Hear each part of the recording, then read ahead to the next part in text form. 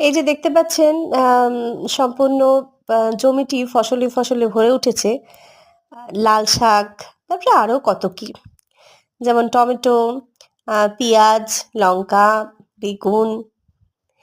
কিন্তু এই যে ফসল, এই যে ঝলমলে ফসলের পেছনে কিন্তু এক অক্লান্ত পরিশ্রম রয়েছে।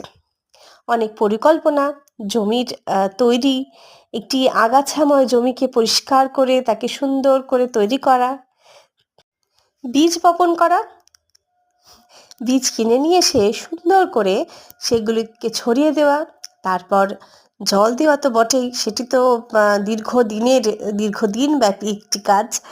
তারপরে চারা গাছগুলিকে রোপণ করা, সেটি কিন্তু সাংঘাতিক অক্লান্ত পরিশ্রম। সবচেয়ে বড় কষ্টের হচ্ছে জমিটাকে তৈরি করা, জমিটাকে ভালো করে কোদাল দিয়ে কুপিয়ে কুপিয়ে সেই জায়গাটিকে প্রস্তুত করা, যে জায়গাটিতে আমাদের জীবনও কিন্তু তেমনি।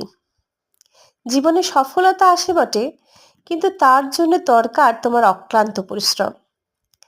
তোমার সেই জায়গাটি এবং ঠিক জায়গাটিতে সেই বীজটি রোপণ করা, যে জায়গাটিতেই তুমি সফল হতে পারবে। চেষ্টা করো, সফলতা অবশ্যই আসবে।